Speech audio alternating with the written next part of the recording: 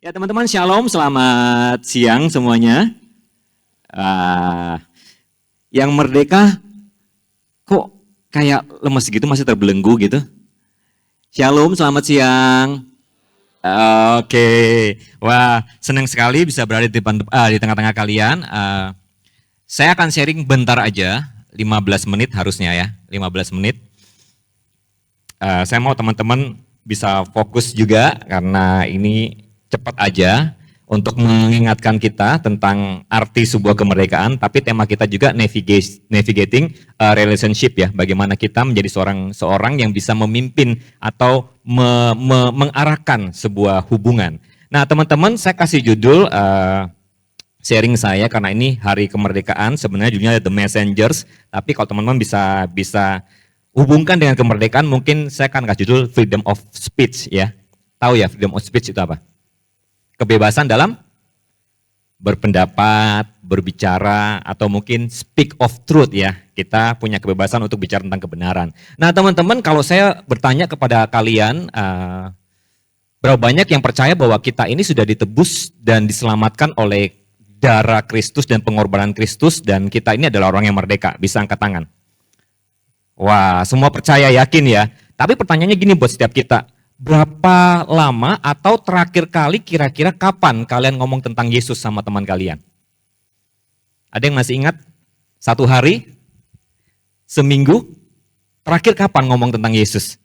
Sama Januari kemarin, kapan? Kemarin ngomong sama siapa? Sama anggota care. Oh iya, teman-teman. Oke. Ya, berapa lama teman-teman? Sebulan? Setahun? Atau mungkin ada beberapa yang tidak berani ngomong tentang Yesus? Atau mungkin ada yang ngomong gini, Kak, jangankan ngomong tentang Yesus. Ngomong saya Kristen aja kadang-kadang malu. Ada yang kayak gitu?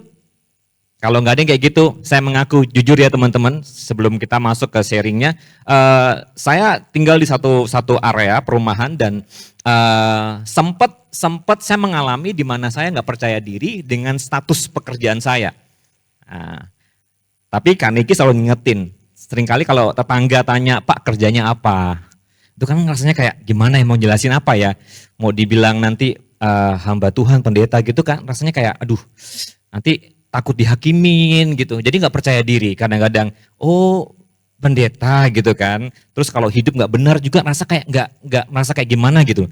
Ini pendeta tapi ya cara ngomongnya kayak gini, mungkin berumah tangganya kayak gini, mungkin apa namanya pelit banget, mungkin jahat sama anak-anak kompleks kalau main bola mungkin diusir-usir. Ya teman-teman, saya sempat ngalami di mana anak-anak tetangga itu pada main bola tuh depan rumah. Dulu waktu saya masih muda, masih kecil gitu kan, kita kan suka banget ya, nggak ngurus ya, pokoknya rame-rame gitu bikin gawang pakai sendal jepit, kayak kita main rame-rame, kita nggak ngurusin tetangga dan sebagainya. Ternyata saya sudah merasa bapak banget gitu ketika tahu ada anak-anak kecil main di rumah, jangan main di sini, gitu kan, nanti kena tanaman gitu kan, seringkali gitu ya, kena tanaman lah, kaca pecah lah dan sebagainya, kan kita takut ya. Ketika saya mengalami itu saya bilang, wah kayaknya sudah bapak banget ya kalau sampai mengusir anak-anak kecil main di depan rumah. Dan saya mengalami hal seperti itu. Dan teman-teman, ini jujur, pengakuan jujur saya sempat mengalami di mana saya nggak percaya diri untuk mengakuin pekerjaan saya. Kalau Kristen mungkin saya bisa ngomong saya Kristen gitu, sekalipun ya terkadang kayak merasa kayak nanti dikucilkan nggak ya, nanti diterima nggak ya, rasanya itu ada gitu loh. Saya nggak tahu dengan teman-teman, ini kalau yang saya alami seperti itu, tapi istri saya selalu bilang, kamu harus ngomong apa adanya, kalau memang hamba Tuhan yang ngomong, kalau memang Kristen yang ngomong gitu loh. Dan jangan pernah takut untuk ditanyain gitu loh, ya kenapa Allahnya orang Kristen itu 3. Wah, itu kan kita siap-siap dengan pengen kayak gitu ya. Misalnya ya. Kalau cangkruk sama bapak-bapak ngopi gitu kan terus ditanyain misalnya. Tapi saya bersyukur ketika saya cangkruk sama mereka pun saya menunjukkan hal yang berbeda. Mereka rokokan, mereka ngopi-ngopi, ngomongin soal apa namanya? Hal-hal yang nggak jelas dan sebagainya, tapi saya tetap straight to the point bahwa saya nggak seperti mereka. Tapi saya bersyukur ada banyak orang juga yang akhirnya datang, Pak, bagaimana caranya seperti ini. Mereka akhirnya mau nggak mau konseling. Nah teman-teman, saya nggak tahu kenapa ini yang saya mau sharing buat setiap kita. Ya teman-teman, percaya atau nggak percaya, ketika kita merasa dan kita tahu bahwa Yesus sudah mati buat kita dan tebus dosa kita, seharusnya gini, identitas kita ini berbeda. Kita ini anak-anak Tuhan dan kita selalu diamati oleh setiap orang. Percaya atau nggak percaya? Teman-teman kalian di sekolah, teman-teman kalian di kampus, teman-teman pekerjaan kalian, bahkan oleh orang tua kalian dan siapapun yang bersentuhan dengan kehidupan kalian. Betul ya? Kalian akan diamati. Kamu Kristen, kenapa kayak gini, kayak gini, kayak gini? Pasti akan ada penyampaian seperti itu. Nah teman-teman, kita sama-sama buka, menarik sekali. Kalau kita bilang sebelum kita buka Alkitab ya, kalau kita bilang, Kak, haruskah kita ini menyampaikan kabar tentang Yesus sama orang lain kah? Ataukah kita perlu menginjili mereka dan membuat mereka tuh bertobat terima Yesus, habis itu kita bawa ke gereja, besoknya mungkin atau bulan depan mungkin baptis seperti itu? Enggak. Teman-teman, penginjilan atau mungkin messengers atau pesan yang harus kita sampaikan kepada orang lain itu enggak selalu bentuknya adalah membuat mereka jadi Kristen, teman-teman. Ya.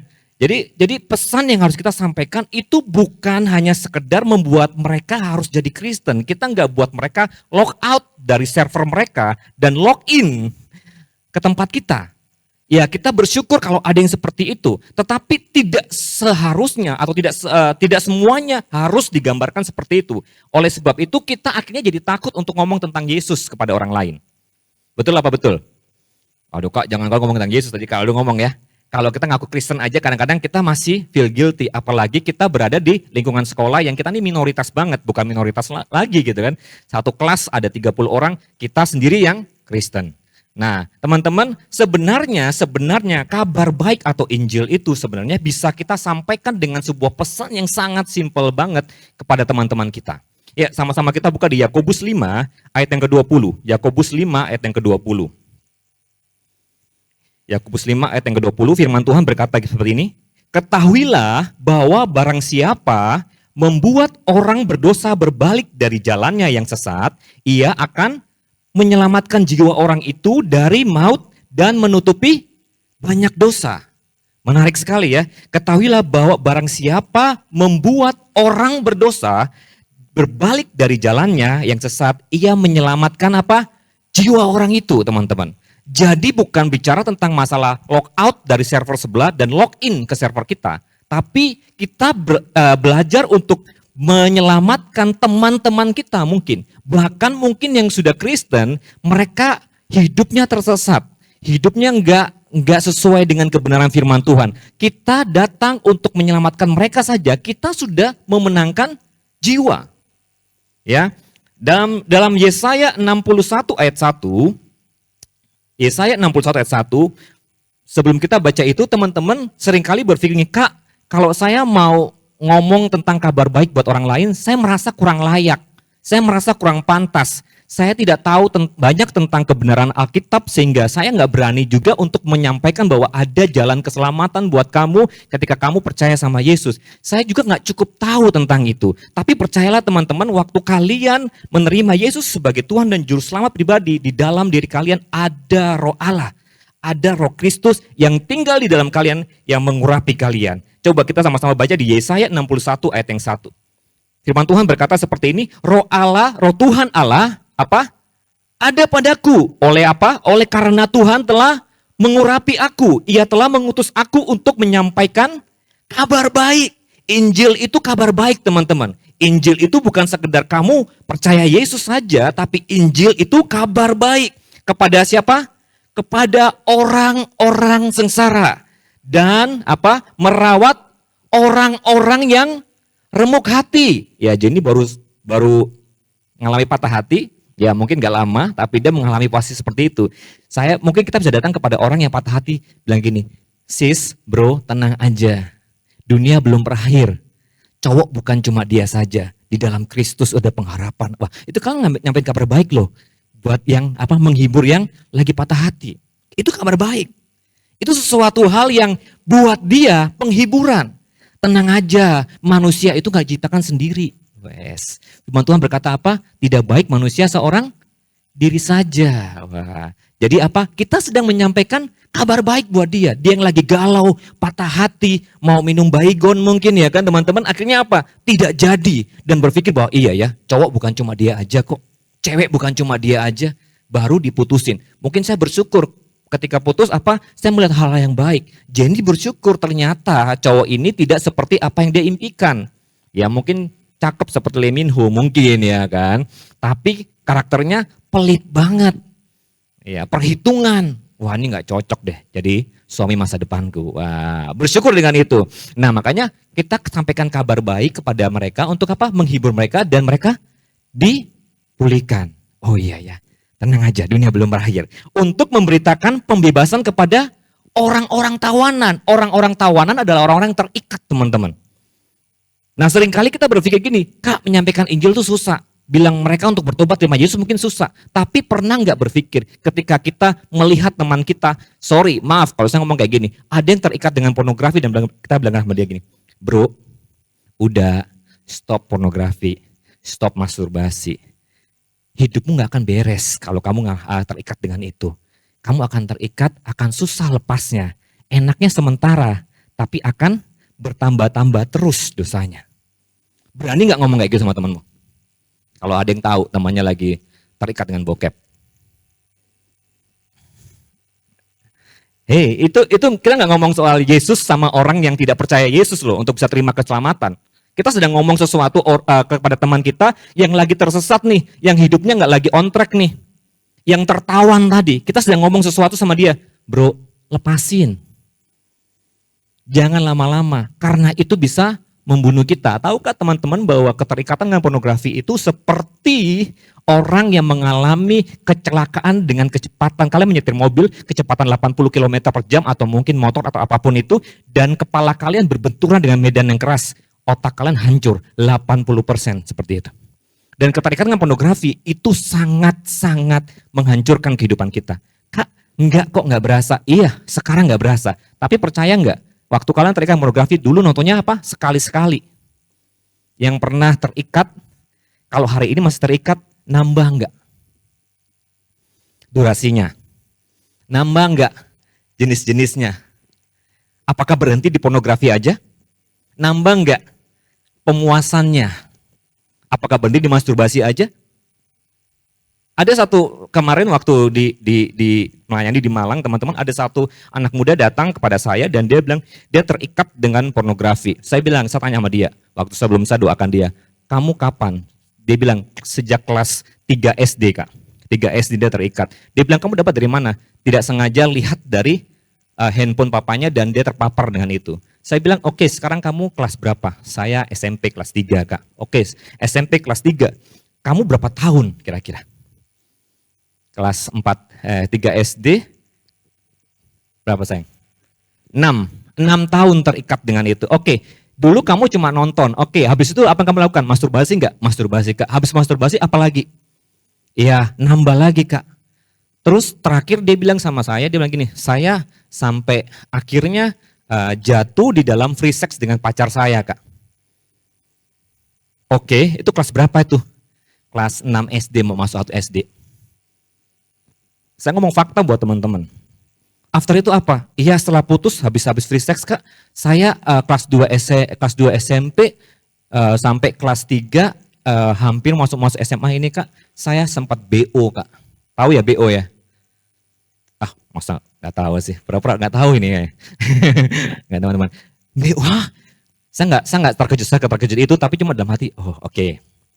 BO, Kak. Berapa kali kamu BO? Ya, nggak banyak sih, Kak, palingan cuma 4 kali, 5 kali.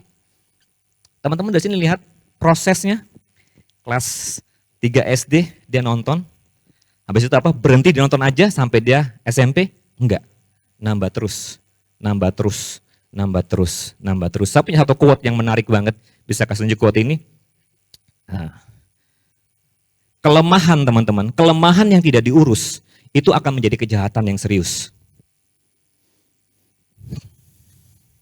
Kelemahan yang tidak diurus itu akan menjadi sebuah kejahatan yang serius. Mungkin kita nonton itu kita bilang, Kak ini kecil kok, Kak. Ini cuma nonton saya dengan media internet, handphone dan diri saya sendiri dengan masturbasi misalnya. Tapi ketika kelemahan itu kalian gak segera urus, itu akan one day akan menjadi kejahatan yang serius, teman-teman. Banyak kejahatan-kejahatan seksual di luar sana itu bermula hanya dari sekedar nonton pornografi saja. Kalau ada teman-temanmu yang terlibat dengan pornografi, teman-teman hari ini, simple. Mau menjadi pembawa pesan Tuhan? Cukup ngomong apa? Bro, bertobat. Ah, sok kudus kamu. Wah, nah kenapa kita takut dengan ngomong seperti itu teman-teman? Kenapa kita takut untuk menegur teman kita? Ada yang bisa jawab kenapa kita takut untuk menegur teman kita? Mungkin ini yang terjadi. Kita nggak merasa percaya diri untuk negur dia. Waduh kak, saya sendiri masih bergumul kak untuk itu. Bagaimana mungkin saya tegur dia? Kak, seringkali kita nongkrong itu kita ngomongin cewek kak yang seksi mungkin di sekolah kita. Gimana mungkin saya bilang dia untuk apa? Stop bro, stop nonton bokep. Kayaknya enggak. Oleh sebab itu penting sekali teman-teman. Kalau kita mau menjadi penyampai kabar baik kepada teman-teman kita, yang pertama kita harus ngerti adalah gini, kita harus tahu identitas kita di dalam Tuhan siapa. Ya, kita harus tahu identitas kita siapa. Nah, ada sebuah gambar, ayam dan Raja Wali. Kita harus tahu identitas kita apa. Nah, teman-teman, ini ada sebuah cerita. Suatu kali ada burung Raja Wali itu bertelur ya. Ya betul ya, burung itu bertelur ya, bukan beranak ya teman-teman ya. Atau menyusui, enggak ya, bertelur. Nah suatu kali ada burung Raja Wali itu bertelur, pasti burung itu di atas, betul ya. Dan ini sebuah cerita yang waktu saya baca ceritanya seru juga ya. Dan tidak sengaja, tanpa sengaja, tiba-tiba telur Raja Wali itu terjatuh dan jatuhlah di kandang ayam. Kok bisa pas ya? Ya dipas-pasin aja teman-teman ya. Jatuh di kandang ayam. Dan singkat cerita waktu itu jatuh di kandang ayam pas juga di sarangnya ayam ya kan. Jadi jatuh dan induk ayam juga mengerami telur-telur yang lain. Dan tanpa sengaja juga ternyata telur-telurnya pada menetas semua. Dan termasuk telur burung Raja Wali tersebut.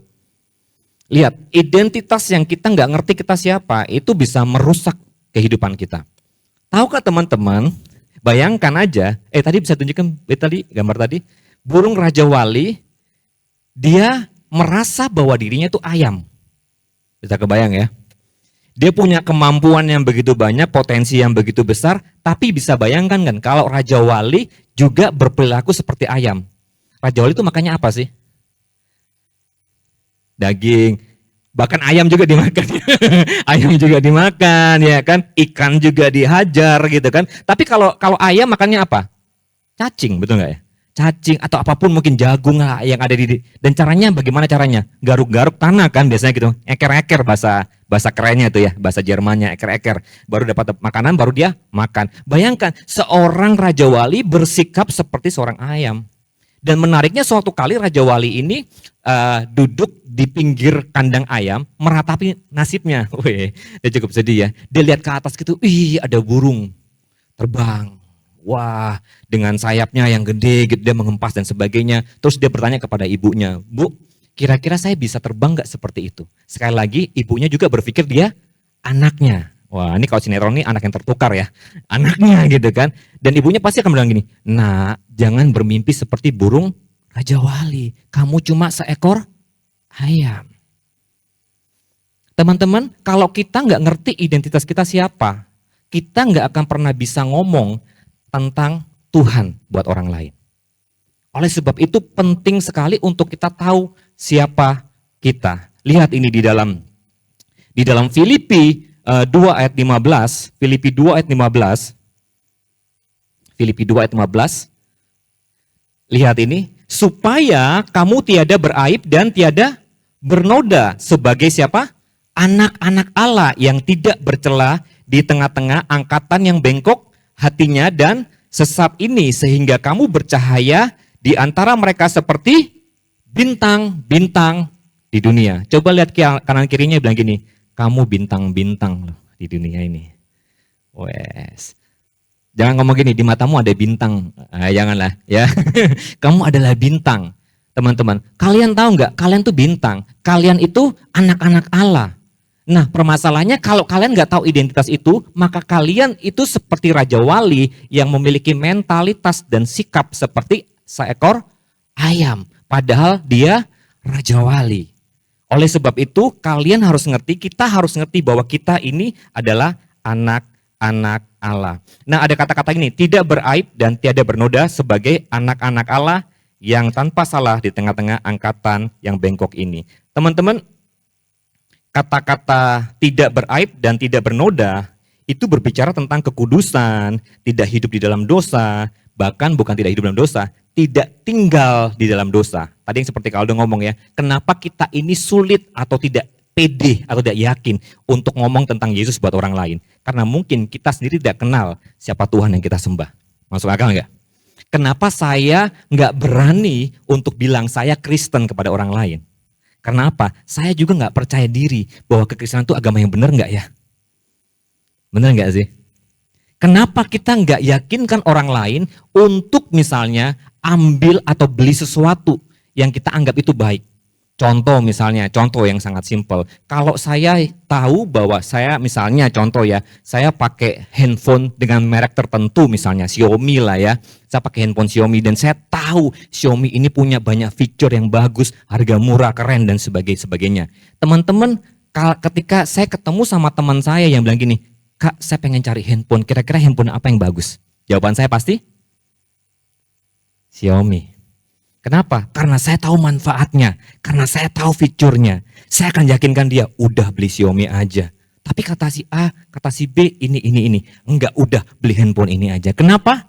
Karena saya tahu manfaatnya. Karena kalau kita tahu identitas kita siapa, maka saya percaya kita enggak perlu ngomong tentang Yesus buat orang lain. Hidup kita sudah berbicara buat kehidupan orang lain. Amin. Teman-teman bisa nangkap ini ya. Jadi penting sekali untuk kita mengenal diri kita. Nah, teman-teman, kalau kita mau menegur teman kita yang lain, percayalah, hidup kita juga harus benar terlebih dahulu. Hidup kita juga harus, ya tadi, kudus juga teman-teman. Oleh sebab itu, saya tahu bukan hal yang mudah untuk menjadi seorang anak-anak muda yang hidupnya apa? Tidak tercela dan tidak ternoda. Wah ya, tidak tercela itu artinya gini, tidak memiliki kekurangan yang dapat dijadikan alat atau menjatuhkan kita. Saya akan akhiri dengan ini dan saya minta teman-teman PAW juga bisa tolong naik. Di dalam Daniel 6 ayat 5 sampai 6. Daniel 6 ayat 5 sampai 6. Suatu kali hiduplah seorang tokoh Alkitab bernama Daniel. Daniel ini keren banget. Daniel ini seorang pemimpin yang gini teman-teman, yang dia tuh dipakai di 5 kerajaan berbeda dengan 4 raja berbeda. Ini orang hebat banget sehingga selalu dicari oleh raja-raja. Kenapa dia bisa begitu hebat banget? Sama-sama yuk kita lihat ini di ayat yang kelima. Kemudian para pejabat suatu kali Daniel mengalami yang namanya gini. Dia ini pengen dijatuhkan teman-teman. Karena apa? Terlalu sering dipakai. Orang ini terlalu menonjol banget. Orang ini terlalu berdampak luar biasa banget. Dan suatu kali orang-orang di sekitar raja-raja itu mereka merasa bahwa ini orang harus dijatuhkan. Ini orang kayaknya kalau dia berkuasa terus ini pasti ada hal-hal yang terlalu benar yang akan dijadikan peraturan di tempat ini. Oleh sebab itu kita harus jatuhkan dia. Nah suatu kali menarik sekali mereka berunding bagaimana caranya untuk menjatuhkan Daniel ini. Di ayat yang kelima ya katakan seperti ini. Kemudian para pejabat tinggi dan wakil raja itu mencari alasan dakwaan terhadap Daniel dalam hal pemerintahan. Tetapi apa? Mereka nggak mendapatkan alasan apapun atau sesuatu kesalahan. Sebab apa? Ia setia dan tidak ada didapati sesuatu kelalaian atau kesalahan padanya. Yang keenam, ayat yang keenam, maka berkatalah orang-orang itu, kita tidak dapat mendapatkan suatu alasan dakwaan terhadap Daniel. Kecuali apa? Hal ibadah kepada Allahnya. Bayangkan. Ini orang dicari celahnya, nggak ada celah. Ini orang sangat-sangat punya integritas yang luar biasa, kredibilitasnya bagus banget. Dia nggak punya celah sama sekali. Mau dicari track recordnya, biasa kalau pemilihan presiden tuh biasa ya, tim-tim kemenangan mereka tuh mereka selalu mencari titik lemah daripada lawannya, betul ya. Mereka cari itu skandal-skandalnya. Mereka cari itu hal-hal di mana bisa menjatuhkan lawan politiknya. Mereka berusaha seperti itu. Nah waktu mereka mencari celahnya Daniel, tidak ada satupun yang didapatkan. Kecuali apa? Daniel ini rajin beribadah. Wah, kita pernah lihat kisah ini ya. Hanya gara-gara salah sebut ayat gitu, langsung didakwa. Nah teman-teman, saya percaya bahwa sekali lagi kita harusnya anak-anak Tuhan itu punya kredibilitas seperti itu, integritas yang seperti itu. Waktu kita punya seperti itu, kita nggak perlu ngomong teman kita untuk apa, ada kabar baik buat kamu. Buat kamu untuk berhenti ini A, B, C, dan D dari setiap belenggu-belenggu dosa kamu. hidup kita aja itu sudah bisa menarik bagi mereka. Kita cukup diam aja, teman kita mungkin yang di sebelah kami berkata gini, kamu itu Kristen ya, tiap minggu ke gereja ya, kamu kok gak pernah sih ngajakin aku ke gerejamu? Aku pengen loh ke gereja kamu. Kenapa? Ya mungkin karena kepribadian kita berbeda, menarik. Kita gak sama seperti teman-teman kita.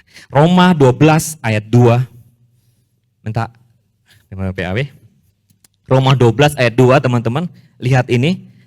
Dalam firman Allah yang hidup dikatakan seperti ini. Jangan meniru tingkah laku dan kebiasaan dunia ini. Hidup anak-anak Tuhan, anak-anak Allah itu harus berbeda. Kalau anak-anak dunia bisnis di area abu-abu itu hal yang normal. Teman-teman, kita anak-anak Tuhan enggak boleh seperti itu. Hitam ya hitam, putih ya putih. Ya. Melainkan jadilah orang dengan kepribadian yang sama sekali baru dan dalam segala perbuatan dan pikiran, niscaya saudara akan mengerti dari pengalaman sendiri bahwa jalan-jalan Allah itu sempurna dan sungguh-sungguh memuaskan. Yang terakhir, waktu kita tahu identitas kita harus blending dengan dunia ini. Filipi 2 ayat 15, yang tidak bercelah di tengah-tengah angkatan yang bengkok hatinya dan sesat ini. Teman-teman, kita ini tetap tinggal di dalam dunia. Kita nggak bisa hanya menjadi terang, bintang jadi terang di tempat ini aja, di 4 tembok gereja ini, GPD Elohim, ya EYC. Kita mau nggak mau harus blend dengan kehidupan kita di luar. Teman-teman kembali ke sekolah kalian, ketemu sama yang Kristen aja? Enggak ya. Ada banyak teman-teman yang punya agama yang berbeda-beda dengan kita. Teman-teman kembali ke pekerjaan kalian, tidak semuanya orang-orang Kristen saja, betul? Teman-teman kembali ke keluarga kalian, tidak mungkin juga ada yang tidak semuanya Kristen. Tapi kita punya status, kita ini adalah terang seperti bintang-bintang yang tadi ya, dan garam buat orang sekitar kita. Garam kalau nggak asin lagi itu dibuang teman-teman. Saya percaya kalau kalian bisa jadi terang, bisa jadi garam dengan kehidupan kalian yang berbeda, orang akan cari kalian. Orang akan bilang gini, aku mau kenal siapa Tuhanmu. Aku mau kenal apa yang ada di dalam kamu karena kamu berbeda. Teman-teman kita yang lainnya, meso itu biasa menjadi bahasa terakhir. Ya, kalau nggak meso itu nggak Surabaya banget, nggak Sidoarjo banget ya. Tapi kita berbeda. Terakhir teman-teman, saya pernah dibully hanya gara-gara saya nggak suka meso. Saya dulu waktu SMA,